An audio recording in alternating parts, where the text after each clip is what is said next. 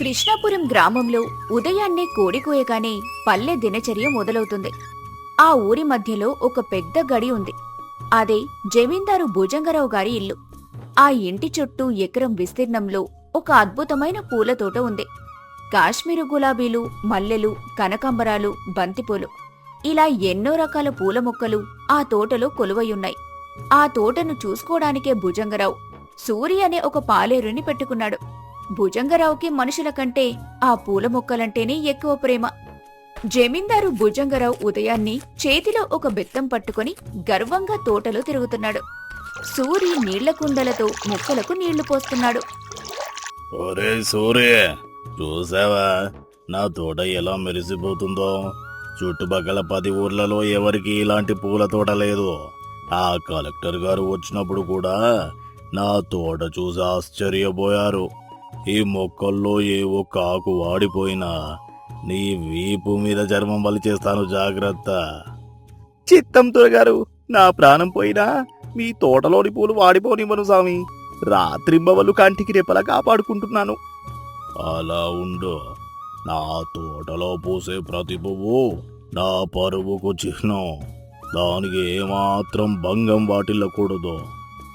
ఇంతలో రామయ్య అనే పేద రైతు గేటు బయట నిలబడి దీనంగా అరుస్తుంటాడు. దొరగారు, అయ్యా, భుజంగరావు గారు, మా పశువులు నీళ్లు లేక పిట్టల్లా రాలిపోతున్నాయి. ఊర్లో చుక్క నీరు లేదు. మీ బావిలో ఒక చేదుడు నీళ్ళిస్తే మూగజీవాల గొంతు తడుపుకుంటాను సామి, పుణ్యం ఉంటుంది. రామయ్య, నా బావేమైనా ధర్మసత్రం అనుకున్నావారా? నా కాశ్మీరీ గులాబీలకు మల్లె పందిరికి నీళ్లు సరిపోవట్లేదు. మీ పశువులు చేస్తే నాకేంటి? వెళ్ళండి ఇక్కడ నుండే. లోపలి నుండి జమీందారు భార్య అన్నపూర్ణమ్మ వస్తుంది. ఆమె ముఖంలో ఒక రకమైన ఆందోళన ఉంది. ఏవండి, పాపం వాళ్ల గోడు వినండి. ఆ మొక్కల మీద చూపించే ప్రేమ మనుషుల మీద, మూగజీవాల మీద కూడా చూపిస్తే దేవుడు సంతోషిస్తాడు కదండి. మన ఇంటి వెనకున్న పెద్ద బావిలో మాత్రమే నీళ్లున్నాయి.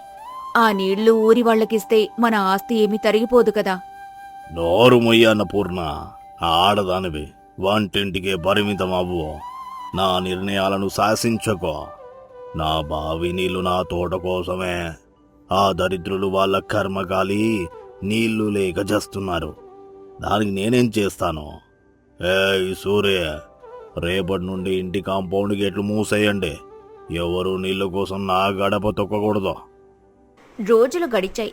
ఎండాకాలం తన ప్రతాపాన్ని చూపిస్తోంది. సూర్యుడు నిప్పుల కుంపటిలా మారాడు. ఊరిలో ఉన్న బావులన్నీ ఎండిపోయాయి. పశువులు నీళ్లు లేక పిట్టల్లా రాలిపోతున్నాయి. మనుషుల గొంతులు ఎండుకుపోతున్నాయి. కాని జమీందారు భుజంగరావు మాత్రం తన ఇంటి చుట్టూ ఉన్న ఎత్తైన ప్రహరీ గోడల లోపల తన పూల తోటను పచ్చగా ఉంచుకోవడానికి రోజూ 100 బిందెల నీళ్లు పోయిస్తున్నాడు. రాత్రి సమయం సూరి అలసిపోయి ఇంటికొచ్చాడు. అతని భార్య మళ్ళీ ఒక మట్టి ముంతలో కొద్దిగా గంచినీళ్లు తీసుకొచ్చి ఇచ్చింది. ఏవండి, మీ ముఖం చూస్తుంటే పేలాల్లా మాడిపోయినట్టుంది. ఉదయం నుండి ఆ దొరగారి తోటలో నీళ్లు మోసి మోసి మీ నడుము వంగిపోయింది. తీసుకోండి, ఈ కాసిన్ని గంచినీళ్లు తాగండి. మళ్ళీ నా నడుము వంగిపోయిందని నేను బాధపడడం లేదు. కానీ ఊర్లో జనం నీళ్లు లేక అల్లాడిపోతుంటే ఆ దొరగారు మాత్రం పూల మొక్కల కోసం రోజు వేల కొద్ది లీటర్ల నీళ్లు నేలపాలు చేస్తున్నారు. అది చూస్తుంటే నా గుండె తరుక్కుపోతోంది. మళ్ళీ నిజమేనండి. ఇవాళ్ల మధ్యాహ్నం మన పొరుగింటి రామయ్య కూతురు దాహంతో స్పృహ తప్పి పడిపోయింది. ఊర్లో ఎక్కడా చుక్క నీరు దొరకటం లేదు. ఆ దొరగారికి దయ, జాలి లాంటివి ఏమీ లేవా అండి? ఆయనకు పూల మీద ఉన్న మమకారం మనుషుల మీద లేదు. మళ్ళీ ఆయనకు ఎదురు చెప్పే ధైర్యం నాకిక్కడిది. మన బతుకులు ఆయన చేతిలో ఉన్నాయి. రేపొద్దున్నే మళ్ళీ నదికి వెళ్ళి అక్కడ అడుగున ఉన్న గుంతల నుండి నీళ్లు తోడి ఎడ్ల బండి మీద తోటకు తీసుకురావాలి. మరుసటి రోజు మధ్యాహ్నం మండుతున్న ఎండలో సూరి మళ్ళీ ఇద్దరూ కలిసి జమీందారు గారి బావి నుండి నీళ్లు తోడి తోటకు పోస్తున్నారు. అప్పుడే గేటు బయట నుండి ఒక దీనమైన స్వరం వినిపించింది. ఊరి చివరన ఉండే అనాథ ముసలావిడ గంగవ్వ చేతిలో కర్ర పట్టుకొని దాహం భరించలేక జమీందారు గారి గేటు దగ్గర పడిపోయింది. నాయనా సూరి, గొంతు ఎండుకపోతుందిరా. నా ప్రాణం పోయేలా ఉంది. ఒక్క గుక్కెడు నీళ్లు పోయండిరా, మీ రుణం తీర్చుకుంటాను. నా కళ్ళ ముందు చీకట్లు కమ్ముకుంటున్నాయిరా బిడ్డ. సూరి మళ్ళీ గబగబా పరిగెత్తుకుంటూ గేటు దగ్గరకొచ్చారు. అయ్యో అవ్వా, ఏవండి, అవ్వ ప్రాణం నిజంగానే పోయేలా ఉంది. కళ్ళు తేలేస్తుంది. త్వరగా కుండలో ఉన్న నీళ్లు తీసుకుని రండి. మళ్ళీ దొరగారికి తెలిస్తే మన గుడిసె తగలబెట్టిస్తాడు. నా చేతులు వణుకుతున్నాయి మళ్ళీ. ఆ నీళ్లు కేవలం ఆ కాశ్మీరీ గులాబీల కోసం తోడి తెచ్చినవి. ఎవరికైనా ఒక్క చుక్క నీరిచ్చినా నన్ను ఊరి నుండి వెలివేస్తానని దొరగారు ఖచ్చితంగా చెప్పారు. మన బతుకేమైపోవాలి? ఏవండి, గుడిసె తగలపడితే ఇంకోటి కట్టుకుందాం. కాని అవ్వ ప్రాణం పోతే దేవుడు మనల్ని క్షమించడు. పూల మొక్కలకు నీళ్లు పోయకపోతే అవి వాడిపోతాయి. కాని మనిషికి నీళ్లు పోయకపోతే ప్రాణమే పోతుంది. దొరగారిచ్చే శిక్ష కంటే ఈ అవ్వ ప్రాణం ముఖ్యం. భయం వదిలేయండి. ఆ పాపం దొరగారినే కమ్మేస్తుంది, మనల్ని కాదు. తీసుకురండి ఆ నీళ్లు.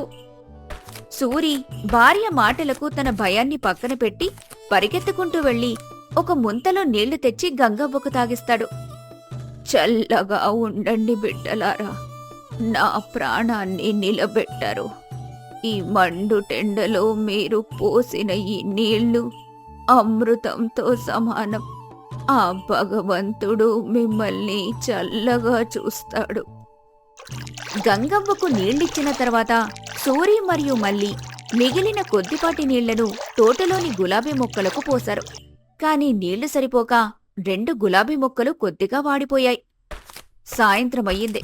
జమీందారు భుజంగరావు తోటను పరిశీలించడానికి వచ్చాడు. ఆయన కళ్ళు గద్ద కళ్ళెల్లా అణువణువు వెతుకుతున్నాయి. అకస్మాత్తుగా వాడిపోయిన 2 గులాబీ మొక్కలను చూసి ఆయన ఉగ్రరూపం దాల్చాడు. ఒరేయ్ సూర్య, ఇటురారా. ఏమిటిది? ఈ గులాబీ మొక్కలు ఎందుకు వాడిపోయాయి? నేను నీకు చెప్పలేదా వీటికి రోజు ఖచ్చితంగా 10 బిందెల నీళ్లు పోయాలని? నా మాట జవదాటుతావా? క్షమించండి దొరగారు, ఇవాళ బావిలో నీళ్లు బాగా అడుగంటాయి సామి. ఉన్న నీళ్లు తోడి తెస్తుంటే దారిలో గంగవ్వ దాహంతో స్పృహ తప్పి పడిపోయింది. ప్రాణం పోయేలా ఉందని ఆ గులాబీల కోసం తెచ్చిన నీళ్లలో కొద్దిగా ఆమెకు తాపించాను సామి. గొంతులో ప్రాణం ఆడుతుంటే నేను తట్టుకోలేకపోయాను. కావాలంటే నన్ను కొట్టండి, నా జీతం కోసేయండి, కానీ క్షమించండి. ఎంత ధైర్యం రా నీకు? నా నీళ్ళ మీద నీ పెత్తనమేంట్రా? నా గులాబీల ప్రాణం తీసిన నీ ప్రాణం నేనెందుకు తీయకూడదు? నా ప్రతిష్ట అయిన ఈ తోటను నాశనం చేస్తావా? అక్కడికి అన్నపూర్ణమ్మ పరుగున వస్తుంది. ఏవండి, శాంతించండి. వాడు చేసిన దాంట్లో తప్పేముంది? ఒక మనిషి ప్రాణాన్ని కాపాడాడు. పూల మొక్కలు రేపు మళ్లీ చిగురుస్తాయి. కాని పోయిన ప్రాణం తిరిగి రాదు కదా. ఈ ఒక్కసారికి వదిలేయండి. నువ్వు మధ్యలో మాట్లాడకు అన్నపూర్ణ. నా మాటే ఈ ఊరికి శాసనం. ఒరేయ్ సూరే, జీతం కాదురా, మీ ఉనికే ఈ ఊర్లో లేకుండా చేస్తాను. నా తోటలోకి అడుగు పెట్టే అర్హత నీకు లేదు. రేపు ఉదయం సూర్యోదయం అయ్యే లోపు నువ్వు నీ భార్య ఈ ఊరు విడిచి వెళ్ళిపోవాలి. లేకపోతే మిమ్మల్ని చెట్టుకు కట్టేసి కొరడాతో కొట్టిస్తాను. Get out. సూరి మళ్ళీ ఎంత ఏడ్చినా కాళ్లు పట్టుకున్నా ఆయన కరుణించలేదు. వారు భారమైన గుండెతో తమ గుడిసెకు చేరుకుని మూటాముల్లే సర్దుకుంటున్నారు. అదే రాత్రి జమీందారు గారి ఇంట్లో పెను విషాదం చోటు చేసుకుంది. దయగల మనసున్న అన్నపూర్ణమ్మకు హఠాత్తుగా తీవ్రమైన జ్వరం, వాంతులు మొదలయ్యాయి. ఊరిలో ఉన్న నాటు వైద్యుణ్ణి పిలిపించారు. పరిస్థితి చేయి దాటిపోతుంది. దొరగారు, ఆ అమ్మగారి పరిస్థితి చాలా విషమంగా ఉంది. తీవ్రమైన వడదెబ్బతో పాటు లోపల విషజ్వరం ప్రబలింది. రక్తం కలుషితమైంది. ఏదో ఒకటి చేయండి. నా ఆస్తి మొత్తం రాసిస్తాను. నా భార్యను బతికించండి. నా ప్రాణం ఆమెలోనే ఉంది. దయచేసి ఏదో ఒక మందు ఇవ్వండి. దొరగారు, ఇక్కడ ఆస్తి పనికిరాదు, ఔషధం కావాలి. ఆమెను బతికించాలంటే అమృతవల్లి అనే ఒక అరుదైన మూలిక ఆకులు కావాలి. వాటిని రసం తాగితేనే అమ్మగారు బతుకుతారు. కాని ఈ భయంకరమైన కరువుకు అడవిలో ఉన్న ఆ మొక్కలన్నీ ఎప్పుడో ఎండిపోయాయి. ఎక్కడ ఆ మొక్క బతికి ఉండే అవకాశం లేదు. ఇక ఆ భగవంతుడే మిమ్మల్ని కాపాడాలి. భుజంగరావు కుప్పకూలిపోయాడు. తనకున్న లక్షల ఆస్తి, తనకిష్టమైన పూలతోట, తన భార్య ప్రాణాన్ని కాపాడలేకపోతున్నాయని తెలుసుకుని వెక్కి వెక్కి ఏడ్చాడు. ఈ విషయం ఊరంతా పాకింది. ఊరు విడిచి వెళ్లడానికి సిద్ధంగా ఉన్న సూరి మల్లీలకు కూడా ఈ వార్త తెలిసింది. తనను వెళ్లగొట్టిన యజమాని అయినా ఆయన భార్య ఎంతో మంచిది కావటంతో వారు వెంటనే తమ ప్రయాణాన్ని ఆపుకొని దొరగారి ఇంటికి పరుగు తీశారు. వారితో పాటు ముసలవ్వ గంగవ్వ కూడా ఆయాసపడుతూ అక్కడికి చేరుకుంది. ఆమె చేతిలో ఒక పచ్చని ఆకుల గుత్తి ఉంది. దొరగారు, అమ్మగారికి ఎలా ఉందండి? స్పృహ వచ్చిందా? నా అహంకారం నన్ను నిలువునా ముంచింది సూరి. నా భార్యను బతికించుకోలేకపోతున్నాను. అమృతవల్లి మొక్క కోసం 10 ఊర్లు మనుషులను పంపాను, కానీ ఎక్కడా లేదు. నా బతుకు శూన్యమైపోయింది. ఏడవకండి దొరగారు, అమ్మగారికి ఏమీ కాదు. ఆ దేవుడు ఇంకా ఆమెను పిలవలేదు. ఇదిగో మీరు వెతుకుతున్న అమృతవల్లి ఆకులు. గంగవ్వ చేతిలో ఉన్న పచ్చని ఆకులను చూసి వైద్యుడు భుజంగరావు ఆశ్చర్యపోయారు. అద్భుతం! ఇది నిజంగా అమృతవల్లే. ఈ మండుతున్న కరువులో ఈ మొక్క ఇంకా బతుకుందా? ఎక్కడ దొరికింది గంగవ్వ నీకిది? ఇది అడవిలో దొరకలేదు బాబు. నా గుడిసె వెనక పెరట్లో ఉంది. 2 నెలలుగా ఎండలకు అది కూడా వాడిపోయి చచ్చిపోయే స్థితికొచ్చింది. కాని నిన్న మీ పాలేరు సూరి, వాడి భార్య మళ్ళీ దొంగచాటుగా నాకు తెచ్చిచ్చిన నీళ్లల్లో నా గొంతు తడుపుకొని మిగిలిన నీళ్లను ఆ మొక్కకు పోసి ప్రాణప్రదంగా కాపాడుకున్నాను. దొరగారు, మీ అహంకారం ఈ గులాబీ తోటను పెంచింది. కాని మా సూరిబాబు దయ నా ప్రాణంతో పాటు ఈ ఆకును కూడా బతికించింది. ఒక ప్రాణాన్ని కాపాడితే అది 100 ప్రాణాలను కాపాడుతుందని పెద్దలు ఊరికే అనలేదు. సూరి చేసిన దానమే ఇవాళ ఆ మొక్క రూపంలో అమ్మగారి ప్రాణాలు కాపాడుతోందయ్యా. వైద్యుడు వెంటనే ఆ ఆకులతో పసరు తయారు చేసి అన్నపూర్ణమ్మకు తాగిస్తాడు. కొద్దిసేపటికే ఆమె స్పృహలోకి వస్తుంది. తన భార్య కళ్ళు తెరవగానే భుజంగరావు ఇలా అంటాడు. నన్ను క్షమించు సూరి, నన్ను క్షమించు గంగవ్వ. ఎంత తప్పు చేశాను నేను. నా కళ్ళు నెత్తికెక్కి ఏది నిజమైన సంపదో మర్చిపోయాను.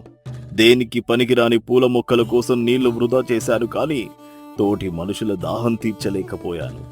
ఇవాళ నా పూల తోట నా భార్యను బతికించలేదు. మీరు చూపించిన మానవత్వమే నా భార్య కూపిరిపోసింది. పూల కంటే మనుషుల ప్రాణాలు ఎంతో విలువైనవి అని నాకు గట్టిగా బుద్ధి వచ్చింది. ఇప్పటికైనా మీకు తత్వం బోధపడినందుకు నాకు సంతోషంగా ఉందండి. ఇకనైనా దేవుడిచ్చిన సంపదను 10 మందికి పంచుదాం. ఖచ్చితంగా అన్నపూర్ణ. సూరి, ఇవాల్టి నుండి నువ్వు నా పాలేరువి కాదు, నా తమ్ముడివి. నా ఇంటి గేట్లు ఈ క్షణం నుండి ఊరి ప్రజలందరికీ తెరిచి ఉంటాయి. రామయ్య లాంటి వాళ్ళందరూ వచ్చి నా బావి నీళ్లు వాడుకోవచ్చు. నా బావిలోని నీళ్లు ఊరందరికీ చెందుతాయి.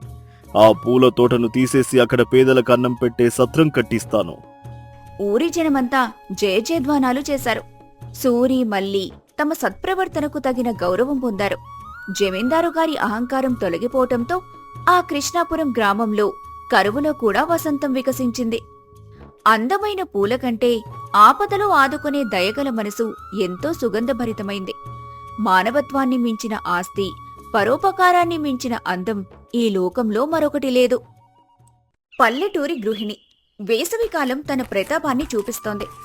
ఊరిలో చెరువులు, బావులు అడుగంటిపోయాయి.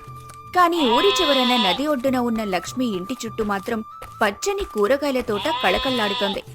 మధ్యాహ్నం పూట లక్ష్మి, సోమయ్య ఇద్దరూ తలమీద గంపలు పెట్టుకుని ఊరి వీధుల్లో నడుస్తున్నారు. ఎండకు వారి కాళ్లు కాలుతున్నా ముఖంలో చిరునవ్వు చెదరలేదు. ఏవండి, అడుగు కొంచెం వేగంగా వేయండి. ఆ పడమర వీధిలో నాగమ్మగారు ఎదురు చూస్తుంటారు. ఈ ఎండకు మన గంపలో ఉన్న వంకాయలు మగ్గిపోకముందే అమ్ముకోవాలి. అవును లక్ష్మి, కాని ఈ ఎండ చూడు, నిప్పులు కురుస్తున్నట్టు ఉంది. అసలు ఈ నీళ్లు లేని కాలంలో నువ్వు ఈ కూరగాయలను ఇంత తాజాగా ఎలా ఉంచుతున్నావో నాకే ఆశ్చర్యంగా ఉంది. ఊర్లో వాళ్ళందరి తోటలు ఎండిపోయి కర్రల్లా మారాయి, మనవి మాత్రం మెరుస్తున్నాయి. తోట అంటే కేవలం మొక్కలు కాదు కదండి, అవి మన బిడ్డలు. మన ఆకలి తీర్చే ఆ తల్లిని మనం ప్రేమగా చూసుకుంటే అది మనల్ని అంతకంటే ఎక్కువగా చూసుకుంటుంది. అదో నాగమ్మగారు గడప మీద కూర్చొని మన కోసమే చూస్తున్నట్టున్నారు. ఓసే లక్ష్మి, ఆగాగు, ఇవాళ ఏం తెచ్చావే? ఈ మండుతున్న ఎండలో నీ గంపలో ఉన్న కూరగాయలు చూస్తుంటే నాకేమో కడుపు మండిపోతుంది. మా పెరట్లో ఉన్న తులసి మొక్కే ఎండిపోయింది. నీ దగ్గర ఈ ఆనపకాయలు ఇంత పొడవుగా ఎలా పెరిగాయే? ఏం లేదు నాగమ్మగారు, అంతా గంగమ్మ తల్లి దయ. నది ఒడ్డున ఇల్లు ఉండటం మా అదృష్టం. ఇదిగోండి, తాజా బెండకాయలు, వంకాయలు తీసుకోండి. ఇవాళ కోసినవే. అదృష్టం కాదులే, ఏదో మంత్రం వేస్తున్నావు. సోమయ్య, ఏరా, నీ పెళ్ళం నీకు తిండి పెడుతుందా, లేక పగలనక రాత్రనక నదిలో నీళ్లు మోయిస్తుందా? నీ ముఖం చూడు ఎలా మాడిపోయిందో. అయ్యో నాగమ్మత్త, లక్ష్మి నన్ను మహారాజులా చూసుకుంటుంది. నేను మోసేది 2 బిందెలే. ఆమె మాత్రం రాత్రంతా ఆ మొక్కల మధ్య ఉంటుంది. ఈ కూరగాయల రుచి చూస్తే మీరే చెబుతారు. సరేలే, అరకిలో ఇవ్వు. ఇంత ఎండలో కూడా ఇవి ఇంత నిగనిగలాడుతున్నాయంటే ఏదో వింతే ఉంది. ఎంతమ్మా ధర? మీకు తెలియని ధరేముంది నాగమ్మగారు, 5 పైసలివ్వండి చాలు. మన ఊరి వాళ్ల దగ్గర ఎక్కువ వసూలు చేసే అలవాటు మాకు లేదు కదా. ఊరి వీధుల్లో అమ్మకాలు పూర్తి చేసుకున్న సోమయ్య లక్ష్మి చెప్పినట్టుగా జమీందారు గారి కోట వైపు వెళ్లాడు. లక్ష్మి మాత్రం ఇంటికి వెళ్లి తోట పనుల్లో పడింది. సోమయ్య గంపలో ఉన్న శ్రేష్టమైన కూరగాయలను చూసి కోట ముందున్న రామన్న ఆశ్చర్యపోయాడు. సోమయ్య, ఏంటి ఇవాళ గంప నిండుగా ఉంది? అయ్యగారి గదిలో ఉక్కపోత కల్లాడిపోతున్నారు. ఈ సమయంలో నీ కూరగాయలు చూస్తే ఆయనకు ప్రాణం లేచి వస్తుంది. రా, లోపలికి రా. సోమయ్య లోపలికి వెళ్లాడు. జమీందారు వెంకటరత్నం గారు కుర్చీలో కూర్చొని ఉన్నారు. రా సోమయ్య, ఏంటి ఈ ఎండలో కూడా నీ వ్యాపారం సాగుతోందా? అసలు ఈ ఊర్లో నీళ్ళెక్కడున్నాయని నువ్వు కూరగాయలు పండిస్తున్నావు? నా తోటలో ఉన్న పండ్ల చెట్లు కూడా మాడిపోయాయి. అయ్యగారు, ఇవిగోండి వంకాయలు, టమాటోలు. నా భార్య లక్ష్మి రాత్రంతా నది నుండి నీళ్లు మోసి పెంచిన పంట ఇదంతా. మీకోసం కొన్ని ప్రత్యేకంగా తెచ్చాను. అబ్బో సోమయ్య, ఏంటిది? వంకాయలు ఇంత చల్లగా ఇంత నిగనిగలాడుతూ ఎలా ఉన్నాయి? బయట 100 డిగ్రీల ఎండ ఉంటే ఇవి మాత్రం ఇప్పుడే మంచులో నుండి తీసినట్టున్నాయి. నీ భార్య లక్ష్మి సామాన్యురాలు కాదు సోమయ్య. ఒక ఇల్లాలు మనసు పెడితే ఎంతటి కరువులోనైనా స్వర్గాన్ని సృష్టించగలదు అని ఇవి చూస్తుంటే అర్థమవుతోంది. అవునయ్యా, ఆమె పట్టుదలే ఈ పంట. నన్ను ఒక్క పని కూడా చేయనివ్వదు. నేనే బలవంతంగా ఈ గంప పట్టుకుని వస్తాను. రామన్నా, ఇదిగో సోమయ్యకు 2 రూపాయలు అదనంగా ఇవ్వు. ఇలాంటి తాజా కూరగాయలు ఈ కాలంలో దొరకడం మహాభాగ్యం. సోమయ్య, నీ భార్యను నేను మెచ్చుకున్నానని చెప్పు. ఒక ఇంటిని గౌరవప్రదంగా నిలబెట్టేది ఇల్లాలే అని ఆమె నిరూపించింది. సోమయ్య సంతోషంగా ఇంటికి చేరుకున్నాడు. సూర్యుడు అస్తమిస్తున్నాడు. కాని వేడి ఇంకా తగ్గలేదు. లక్ష్మి అప్పటికే నది నుండి నీళ్లు తెచ్చి కుండల్లో నింపి ఉంచింది. సోమయ్య రాకను చూసి ఆమె ఎదురు వెళ్లి మంచినీళ్లు ఇచ్చింది. రండి, చాలా అలసిపోయినట్టున్నారు, కాళ్లు కడుక్కోండి. ఇవాళ అమ్మకాలు ఎలా జరిగాయి? ఎవరైనా ఏమైనా అన్నారా? లక్ష్మి, ఇవాళ నా జన్మ ధన్యమైంది. జమీందార్ గారు మన కూరగాయలను చూసి ఎంతలా మెచ్చుకున్నారో తెలుసా? సోమయ్య, నీ భార్య లక్ష్మి సామాన్యురాలు కాదు. ఈ మండుతున్న ఎండలో కూడా ఈ కూరగాయలు ఇంత నిగనిగలాడుతూ ఎలా ఉన్నాయో అని ఆశ్చర్యపోయారు. నిన్ను ప్రత్యేకంగా మెచ్చుకున్నారు లక్ష్మి. ఆయన పెద్దవారు, వారి దయ. నేను చేసిందేముందండి, నా బాధ్యత నేను నిర్వహించాను. కాదు లక్ష్మి, ఆయన ఒక మాట అన్నాడు. ఒక ఇల్లాలు మనసు పెడితే కరువులో కూడా స్వర్గాన్ని సృష్టించగలదు అని. ఆ మాట విన్నప్పుడు నా గుండె గర్వంతో నిండిపోయింది. ఆ నాగమ్మ లాంటి వాళ్ళు ఏవేవో అంటుంటారు గాని అసలైన విలువ తెలిసిన వారు నిన్ను దేవతలా చూస్తారు. నాగమ్మగారి మాటలు ఎందుకులేండి, ఆమెకు తెలీదు. పదండి, చీకటి పడకముందే ఆ వెనకున్న తోటకి నీళ్లు పోయాలి. ఇవాళ ఎండ చాలా తీవ్రంగా ఉంది. మొక్కలు వాడిపోయినట్టున్నాయి. చూసారా ఆ ఆకులు ఎలా వాలిపోయాయో? వాటిని చూస్తుంటే నా గుండె తరుక్కుపోతుంది. అవును లక్ష్మి, ఈ మండుతున్న సూర్యుడి వేడిని తట్టుకోవడం ఈ చిన్న మొక్కల వల్ల ఏమవుతుంది? మనం ఉదయం నీళ్లు పోసినా మధ్యాహ్నం అయ్యేసరికి నేల నిప్పుల కుంపటిలా మారుతోంది. నువ్వు విశ్రాంతి తీసుకో లక్ష్మి. నేను వెళ్ళి నది నుండి 4 బిందెలు ఎక్కువ తెచ్చి ఆఖరి పాదు వరకు తడిచేస్తాను. వద్దండి, మీరు రోజంతా గంప మూసి అలసిపోయారు. ఇద్దరం కలిసి వెళ్దాం పదండి. మీరు నీళ్లు ముంచి ఇస్తుంటే నేను ఒక్కో మొక్కకు ప్రాణం పోస్తాను. ఈ మొక్కలు మన బిడ్డల్లాంటివి. మనం ఆకలితో ఉన్నా పర్వాలేదు కాని ఇవి ఎండిపోతే మన ఇంటి వెలుగు ఆరిపోయినట్టే. ఈ నేలమ్మ మనల్ని నమ్ముకుంది. మనం ఆమెను కంటికి రెప్పలా కాపాడుకోవాలి కదా. నీ మాటలు వింటుంటే నాకు అలసట అంతా ఎగిరిపోతుంది లక్ష్మి. నీలాంటి గృహిణి ఉన్న ఇల్లు ఎప్పుడూ పచ్చగానే ఉంటుంది. పద, ఆ గంగమ్మ తల్లి ఒడిలోకి వెళ్లి మన తోట దాహాన్ని తీరుద్దాం. లక్ష్మి సోమయ్య ఇద్దరూ చేతిలో కుండలు పట్టుకుని నదివైపు నడిచారు. నదిలో నీళ్లు తక్కువగా ఉన్నా లోపలికి వెళ్లి నీటిని ముంచుకోవాలి. అప్పుడే ఊరి బావి దగ్గర నీళ్లు లేక ఇబ్బంది పడుతున్న నాగమ్మ, సుబ్బమ్మలు అటుగా వచ్చారు. ఏమ్మా లక్ష్మి, ఇప్పుడే ఊరంతా తిరిగొచ్చావు. మళ్లీ వయసులో ఇన్ని కుండల నీళ్లు ఎలా మోస్తున్నావే? నీ ఓపికకు మొక్కుతాను. నడుము నొప్పి పుట్టడం లేదా తల్లి? ఏం చేస్తాం సుబ్బమ్మక్క, మొక్కలు మనల్ని నమ్ముకున్నాయి కదా.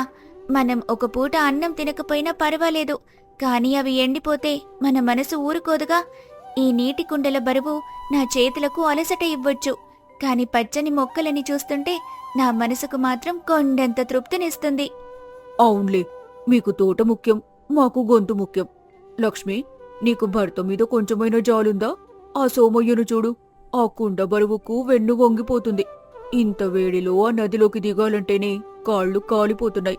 అలాంటిది అన్ని బిందెలు మోయించడం నీకెలా సాధ్యమే? నాగమ్మగారు, భర్తను గౌరవించడమంటే ఆయన్ని పని చేయకుండా కూర్చోపెట్టటం కాదు, ఆయన కష్టానికి తోడుగా ఉండటం. శ్రమే ఆయుధమైనప్పుడు సాధ్యం కానిది ఏముంది? ఈ నేల మనకు అన్నం పెడుతోంది, దానికి మనం గుక్కెడు నీళ్ళివ్వలేమా? ఆయన గౌరవం ఈ కూరగాయల తాజాదనంలో ఉంది. ఇవాళ జమీందారు గారు మెచ్చుకున్నారంటే అది ఆయన కష్టానికే కదా దక్కిన గౌరవం. అవును నాగమ్మత్త, లక్ష్మి నా పక్కన ఉంటే నాకు ఏనుగు బలం వస్తుంది. ఈ నీటి కుండల బరువు కంటే ఆమె ఇచ్చే ధైర్యం నాకు ఎక్కువ శక్తిని ఇస్తుంది. ఈమె పట్టుదల చూశాక నాకు అసలు అలుపే తెలియదు. జమీందారు గారు ప్రత్యేకంగా లక్ష్మిని మెచ్చుకున్నప్పుడు కలిగిన ఆ ఆనందం ముందు ఈ శ్రమ ఎంత? చూసావా నాగమ్మ, లక్ష్మి లాంటి భార్య దొరకడం సోమయ్య అదృష్టం. ఈమె తన తెలివితో నది అడుగున ఉన్న చల్లటి నీటిని తెస్తోంది. ఆ నీటిలో ఉన్న చలవే ఈ కూరగాయలకు అనిగనిగనిస్తోంది. ఇల్లంటే కేవలం 4 గోడలు కాదు, ఇలాంటి మంచి మనసులు. లక్ష్మి, నీ తెలివితేటలే మీ ఇంటికి అసలైన ఐశ్వర్యం తల్లి. నేర్చుకోవాలి కానీ వెక్కిరించకూడదు. ఊరంతా నిద్రపోతున్నా లక్ష్మి మాత్రం తోటలో తిరుగుతూ ఉంది. ప్రతి మొక్క దగ్గరికి వెళ్లి కుండతో నీళ్లు పోస్తూ వాటితో మాట్లాడుతున్నట్టుగా కనిపిస్తుంది. సోమయ్య మంచం మీద పడుకొని తన భార్య చేస్తున్న సేవను గమనిస్తూ మురిసిపోతున్నాడు. లక్ష్మి, ఇంకా నిద్రపోవా? రేపు పొద్దున్నే మళ్ళీ సంతకు వెళ్ళాలి కదా. ఇదిగోండి, ఈ చివరి పాదుకి నీళ్లు పోస్తే అయిపోతుంది. చూడండి, నీళ్లు పోయగానే ఇవి ఎలా తలలు పైకెత్తుతున్నాయో. రేపు పొద్దున్నే ఈ వంకాయలు ముత్యాల్లా మెరుస్తాయి. మీరు సంతకు వెళ్ళినప్పుడు జమీందారు గారు మళ్ళీ మిమ్మల్ని మెచ్చుకోవాలి. అది నా కోరిక. నీ కష్టం చూస్తుంటే నాకేమో బాధగా ఉంది లక్ష్మి. నేను ఇంకా ఎక్కువ కష్టపడాలి అనిపిస్తోంది. అలా అనకండి. ఒక ఇల్లాలు తన ఇంటిని, భర్తను ఎలా చూసుకుందో దాన్ని బట్టే ఆ ఇంటి కీర్తి ఉంటుంది. మీరు సంతోషంగా ఉంటేనే నాకు ఈ తోటలో పని చేసే శక్తి వస్తుంది. ఈ కరువు కాలం కూడా మనల్ని ఏమీ చేయలేదు, ఎందుకంటే మన దగ్గర ఐకమత్యం ఉంది. మరుసటి రోజు జమీందారు వెంకటరత్నం గారు తన భార్య రాజేశ్వరీదేవితో కలిసి స్వయంగా లక్ష్మి ఇంటికి వచ్చారు. నది ఒడ్డున ఉన్న ఆ చిన్న గుడిసె, చుట్టూ ఉన్న పచ్చని తోట చూసి ఆ దంపతులు మంత్రముగ్ధులైపోయారు. సోమయ్య, లక్ష్మి, నేను ఎన్నో మహలు చూశాను, ఎన్నో తోటలు చూశాను. కాని ఈ చిన్న గుడిసెలో ఉన్న ప్రశాంతత, ఈ తోటలో ఉన్న జీవం ఎక్కడా చూడలేదు. లక్ష్మి, నీవే నిజమైన ఇల్లాలివి. ఇల్లు అంటే ధనంతో కట్టేది కాదు, ఇలాంటి శ్రమతో, ప్రేమతో పెంచేది. చూడండి, ఈ ఎండలో మన కోటలో ఉన్న పూల మొక్కలే ప్రాణం కోల్పోతుంటే ఇక్కడ ఈ ఇల్లాలు తన శ్రమతో పచ్చని నందనవనాన్ని సృష్టించింది. లక్ష్మి, నీ ముఖంలో ఉన్న ప్రశాంతత ఈ తోటల్లో కూడా కనిపిస్తోంది తల్లి. నీ కష్టం వెనుకున్న ఈ పవిత్రతను ఇవాళ నేను కళ్లతో చూస్తున్నాను. అమ్మగారు, మీలాంటి పెద్దలు మా ఇంటికి రావడం మా అదృష్టం. ఇదంతా మీ ఆశీర్వాదం. కాదు తల్లి, ఇది నీ తపస్సు. సోమయ్య చాలా అదృష్టవంతుడు. నీలాంటి గృహలక్ష్మి ఉన్న ఇంట్లో దరిద్రం ఎప్పటికీ అడుగుపెట్టదు. అవును తల్లి, నీ కష్టానికి బహుమతిగా ఈ ఎకరం భూమి మీకు రాసి ఇస్తున్నాను. మీ తోటను మరింత విస్తరించండి. అయ్యగారు, మాకు ఇంత వద్దు. మా లక్ష్మి తెచ్చిన గౌరవం చాలు. ఇది నేను ఇస్తున్నది కాదు సోమయ్య, ఒక గొప్ప ఇల్లాలికి దక్కిన సత్కారం. నాగమ్మ లాంటి వాళ్లు కూడా లక్ష్మి గొప్పతనాన్ని తెలుసుకుని ఆమెకు క్షమాపణ చెప్పారు. ఆ ఎండాకాలం ఎండపల్లి గ్రామంలో లక్ష్మి ఇల్లు ఒక వెలుగులా నిలిచింది. భార్య అంటే కేవలం ఇంటి పని చేసే మనిషి కాదు, ఆ ఇంటికి ప్రాణం పోసే శక్తి అని అందరూ గ్రహించారు. ఒక ఇల్లాలు తన మేధస్సుతో ఓర్పుతో ఎంతటి కష్టకాలంలోనైనా తన కుటుంబాన్ని సుఖసంతోషాలతో నిలబెట్టగలదు. భర్త గౌరవమే తన గౌరవంగా భావించే భార్య ఉన్న ఇల్లు ఎప్పుడూ స్వర్గమే.